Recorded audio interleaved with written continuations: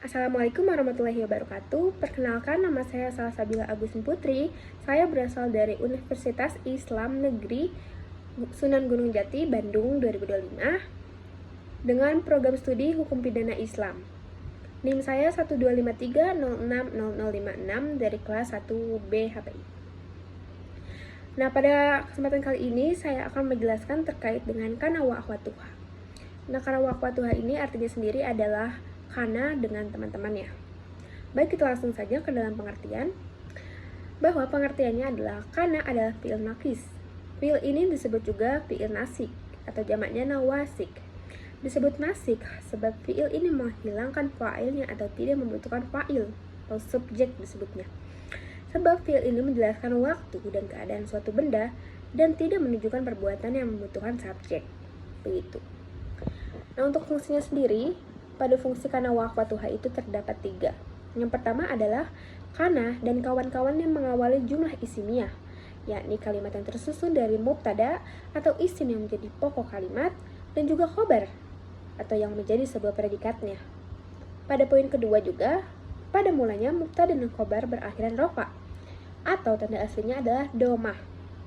Dan yang terakhir, fungsinya adalah ketika kana atau salah satu kawan-kawan yang mengawali mubtada khobar, maka akan terjadi perubahan bunyi akhir pada khobarnya saja. Yang aslinya rofa atau marfu atau disebutnya tanda aslinya domah akan berubah menjadi nasab atau mansub. Nah, kita lanjutkan kepada macam-macam, di mana jenis-jenis dari kana wa akhwatuha ini terdapat 3. Yang pertama adalah kana wa akhwatuha yang bekerja tanpa syarat. Nah, yang pertama ini adalah kana wa akhwatuha paling umum, karena boleh langsung diikuti isim dan khobarnya tanpa ketentuan khusus. Begitu. Selanjutnya pada poin kedua, kana wa akhwatuha yang bekerja dengan syarat kabarnya didahului oleh ma. Artinya harus didahului kata ma agar bisa berfungsi sebagai kana. Dan yang terakhir adalah kana wa akhwatuha yang bekerja dengan syarat kabarnya didahului. Kabarnya berupa zaraf dan ditambah oleh ma.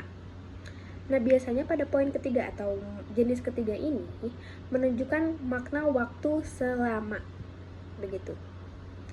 Kita lanjutkan kepada 13 anggota. Jadi di sini adalah 13 anggota dari kana wa akhwatuha sendiri. Yang pertama ada kana, yang kedua ada amsa, yang ketiga ada asbaha, yang keempat ada adha, yang kelima ada dola, yang keenam ada bata, yang ketujuh ada sora, yang ke-8 ada laisa, yang ke-9 ada majalah, yang ke-10 ada maqati'ah, yang ke-11 ada mabariha, yang ke-12 ada manfaqah, yang ke-13 ada madama.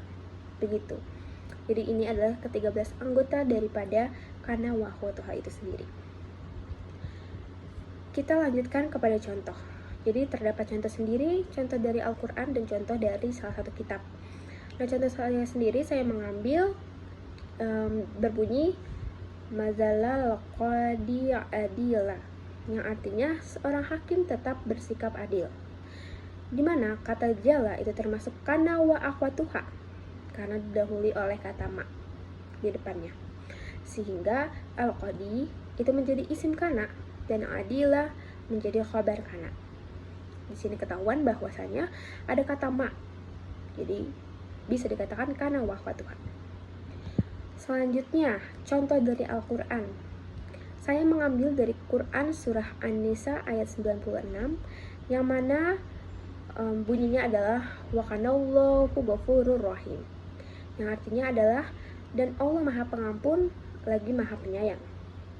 Dari sini sudah sangat ketahuan bahwa ini adalah salah satu jenis dari yang pertama, ya, kana termasuk kana wa akhwatuha karena mempengaruhi i'rab, isim dan khobar setelahnya.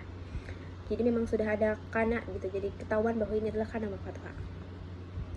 Selanjutnya adalah saya mengambil daripada contoh kitab yang diperintahkan oleh dosen saya sendiri, yaitu Pak Amin, adalah dari kitab At-Tasri'ul Jinai, yang mana bunyinya adalah kanal mujrimu mu'aqaban bil hadda awi ta'jidi.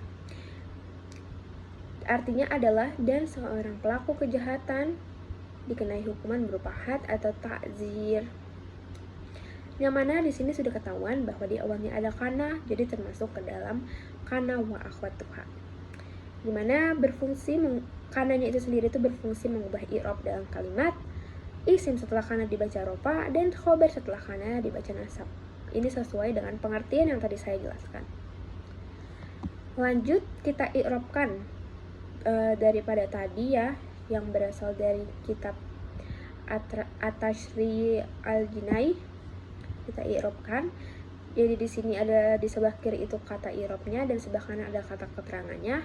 Yang mana wa itu adalah huruf atf, kana itu fi'il madhi naqis, al-mujidi itu isim kana atau marfu, mu'aqaba itu khabar kana atau mansub, bi itu termasuk huruf jar, al-hadza itu majrur atau kasrah, au itu huruf atf, dan at-ta'zir itu majrur atau kasrah. Baik, kita sudah sampai ke dalam kesimpulan daripada presentasi kali ini. Sudah ada di penghujung acara ya. Bahwa kesimpulannya adalah kana wa akhwatuha itu bukan sekedar kata pembantu, melainkan salah satu pilar utama nahwu yang menentukan keindahan, ketepatan, dan kekayaan makna kalimat bahasa Arab.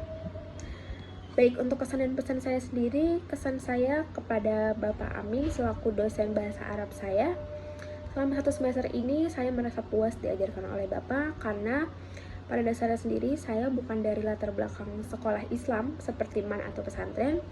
Jadi saya pikir saya akan merasa kesulitan oleh mata kuliah bahasa Arab yang saya pikir nantinya akan asing gitu di telinga saya. Namun saya merasa sangat terbantu oleh cara mengajar Bapak yang mana tidak terlalu memaksa tapi memberikan seseorang yang seperti saya itu kesempatan untuk mengerti secara perlahan.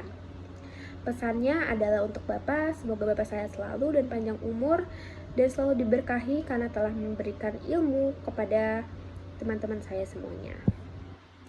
Baik, terima kasih. Cukup sekian dulu dari saya. Mungkin kurang lebihnya mohon dimaafkan. Wassalamualaikum warahmatullahi wabarakatuh.